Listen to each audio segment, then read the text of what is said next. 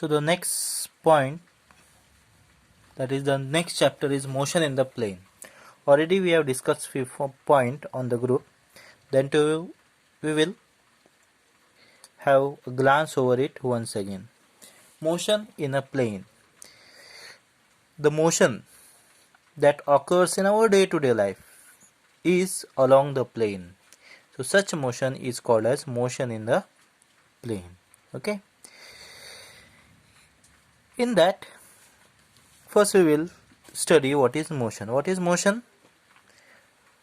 If a particle changes its position with respect to time,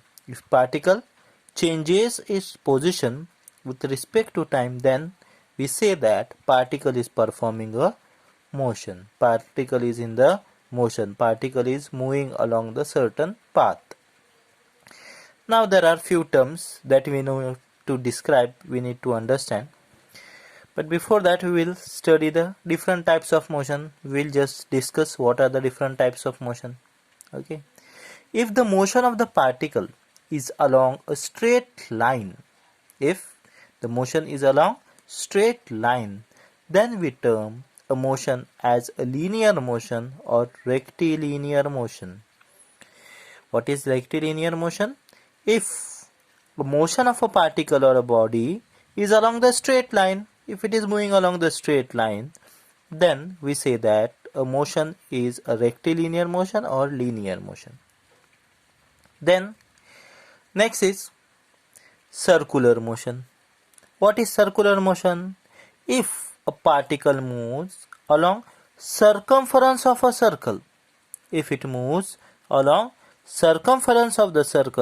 then we say that the motion of a particle is circular motion.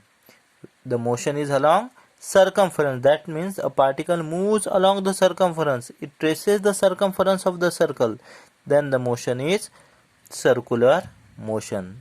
Next is oscillation. What is oscillation? A motion of a pendulum, simple pendulum, is oscillatory motion. Motion of sewing machine is oscillatory motion. So how can we define the oscillatory motion? Oscillatory motion is a motion of a particle which is to and fro along a fixed path. Path is fixed. Its initial and final point is fixed. And between that initial and final point, just particle is moving further, coming back. So such kind of motion which is to and fro is called as an oscillatory motion. Then next is rotational motion. What is rotational motion? Now see, if motion of a particle is along fixed axis,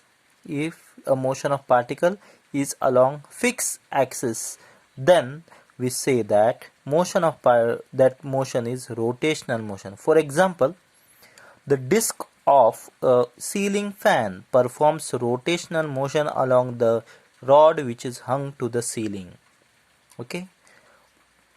Disc of a ceiling fan performs a rotational motion along the axis.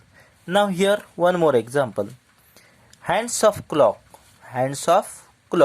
perform rotational motion because they rotate along the fixed axis, and that axis is at the center of the clock, and they move along that fixed axis. So such motion is called as rotational motion. And if we talk about the tip of a hand of the clock, then tip of a hand of clock traces a circumference of a circle. So the tip of hand of clock performs circular motion, whereas hands of clock perform rotational motion. One more example of rotational motion is while playing a kho-kho, we move across a pole. Okay, we move across a pole. So when we move across a pole, our hand is fixed to the pole. Pole is the axis, and we just move along the rod, that pole. Okay, so our motion is also a rotational motion while playing a kho-kho. Then these are the different types of motion. Okay, then periodic motion. What is periodic motion? Periodic motion is not any kind specific motion. If any motion of a particle repeats after a certain interval of time, then we call the motion as a periodic motion. Okay, periodic means it is repeating after a particular interval, then we say that it is a periodic motion. Okay, so oscillatory motion can be periodic motion, rotational motion can be periodic motion, circular motion can be periodic motion. So periodic motion is not any specific motion type of motion. If a motion repeats itself after certain interval of time, then we say that it is performing a periodic motion. Then the basic terms related to motion. First is the distance. What is distance? Distance is an actual distance or actual measurement between two fixed points. If there are two fixed points, then the length between that two fixed points is called as a distance. Okay, you can measure it from any direction. Okay, if you measure from first to second, you will get the same length. If you measure from second to first, you will get the same length. So that is a distance. Okay, distance from Kher to Mumbai. If you talk about distance from Kher to Mumbai, that distance is going to fix. It may be 240, 260, whatever it is. Okay, 240 kilometer. If you measure from Mumbai to Kher, then also you will get 240 kilometer.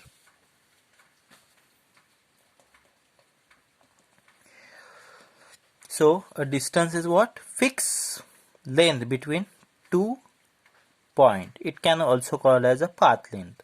Okay, but what is path length? We'll clear it. Next is displacement. What is displacement? Now suppose a particle is moving in one direction from one point to another. That means suppose a particle is moving from Kher to Mumbai. Then during its motion, it is covering certain distance. Suppose we have started our journey from Khed. Okay, after a 1 hour we have reached to Mahad. So we have covered a certain distance, and that distance is now our displacement, because initially we were at Kher and now we are at Mahad. So we had displaced from Kher to Mahad. So how much we have displaced, that is called as our displacement. Also our direction is also important. What? From where to where we are going? Our direction is from Kher to Mumbai. While returning back, suppose we are traveling from Mumbai. We have started our journey from Mumbai. We have reached up to Panvel.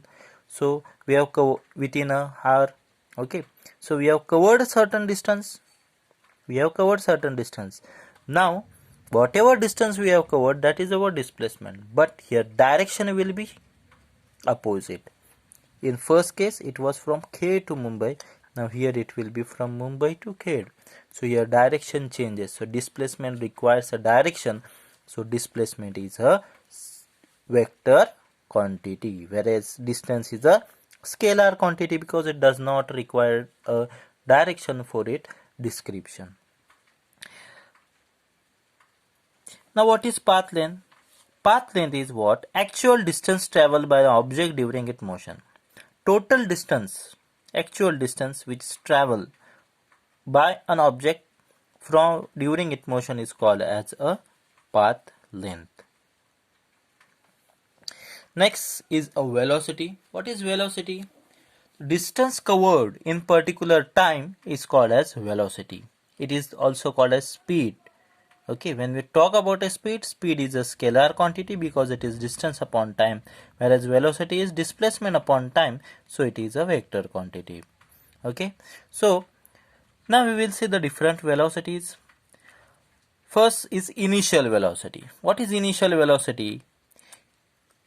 Velocity of body at present when it starts motion. So what is the velocity? That is called as initial velocity. Understood? Suppose a car, we have just started the car. So when we have just started our car, that time the velocity of the car is initial velocity. It is obviously a 0. Okay, but not necessary that every time the initial velocity will be 0. Then average velocity. What is average velocity? Now for average velocity, now we have started our journey from Kher to Mumbai. So when we start our journey, during our journey, when we have started our journey, that time our speed was 0. Then slowly we have increased our speed. Okay, we have reached up to 40 kilometers, 60 kilometers, where we have got opportunity. We have went up to more than 100 kilometer, 120 kilometer. Okay, but in between the city or where there is a lot of traffic, our speed dropped to 10 kilometer.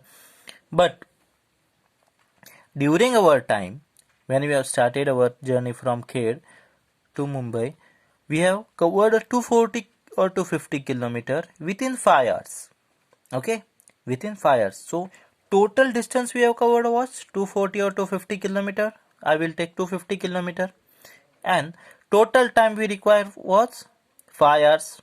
So total distance, that is x2 minus x1, that is final minus initial point, divided by t2 minus t1.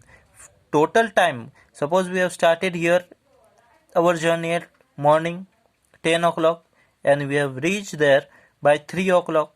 Okay, so 3 o'clock minus 10 o'clock, that means we have got 5 hours, and here the distance we have got is 250. So 250 divided by 5, we get 50 kilometer per hour. That was our average speed.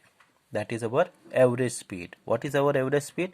So the total speed which we took, okay, it may be fluctuating. Everywhere our speed was not 50 kilometer. Somewhere our speed was 10 kilometer. Somewhere it was 80 kilometer. Somewhere it was more than 100 kilometer. But total when we have calculated, that time we have took a average distance. Okay, total distance upon total time, we have got an average speed, average velocity, that is nothing but your average velocity. So average velocity is total distance divided by total time taken. So x2 minus x1 upon t2 minus t1. Okay, same is the average speed. Average speed is distance, total distance upon total time. Here total displacement upon total time, here total distance upon total time. Right. Next is instantaneous velocity. What is instantaneous velocity? Now while we were driving that time, what was our speed at that particular moment, at that instance of time, is called as instantaneous. Instantaneous means at that moment, at that instant, is called as instantaneous. Okay, so instantaneous velocity is velocity of a particle at that particular time is called as instantaneous velocity. It is defined as limiting value of average velocity of object over a small interval of time. So it is also given by v is equal to limit t tends to 0 delta x upon delta t, that is equal to dx by dt. Okay. So instantaneous means at that moment. Suppose we are driving, then at that moment we have seen what was our speed in speedometer. It may be 80 kilometer, it may be 60 kilometers. So that is called as our instantaneous velocity or instantaneous speed.